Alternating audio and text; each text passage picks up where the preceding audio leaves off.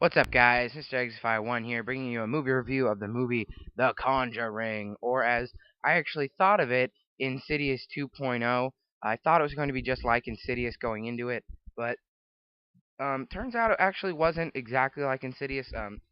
The reason my fears were that it was going to be Insidious is because it was made by the same people as Insidious, and it looked like kind of the same concept of Insidious. But for me, going and seeing it and actually watching it, it was very similar, yes. The overall concept, the acting, the script, the scares, but like I said, it was Insidious 2.0 in my opinion.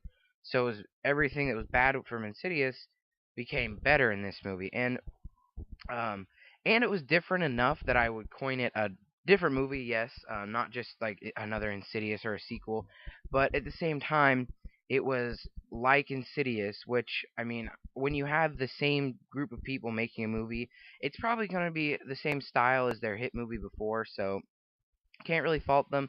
And before anything else, I want to say this movie is scary. This movie could quite possibly be the scariest movie I've ever seen. Um, it's disturbing, it's scary, it's got jump scares, it's got camera work. I mean, it's got a lot. It's got a lot going for it. And with the original Insidious, the first half of the movie, I a lot of people didn't like Insidious, but the first half of the movie for me was terrifying. And then the second half, it was scary, but it was a different kind of scary, almost like a more flashy kind of visual scary, not a psychological scary. And I was afraid that they were going to do that with this movie, and they didn't. At least in my opinion, they didn't. I um, I'm not gonna say I enjoyed it because while I was watching, I was terrified. But looking back on it now, it was an enjoyable horror experience. There were some scary parts. There were some parts that made me just like, whoa, what did I just watch? That wow, just wow.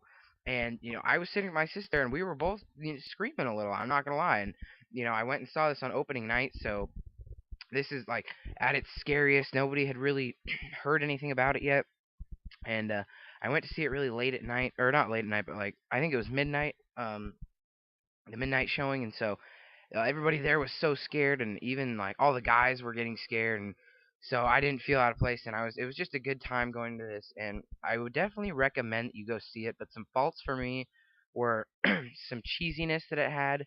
Um, that being like, I'll give you an example. It's not really a spoiler, but just a technique used where they show you like somebody standing there talking. They cut to the other person, and then they cut back, and there's something standing behind them, and there's something behind them. It's like, oh no, what was that?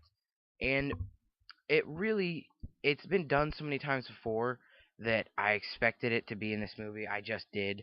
I knew it was going to be here at some point, so when it happened, I was kind of like, yeah, I wish that wasn't there, but I knew it was going to be there. So, apart from some cheesiness at a couple parts, and that's actually it. That's the only fault I found for this movie.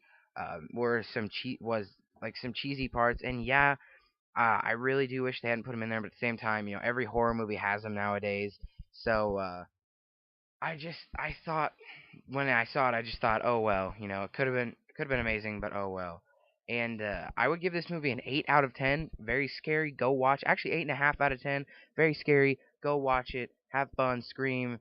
Hug your girlfriend. Whatever. But I'll talk to you guys later. Peace.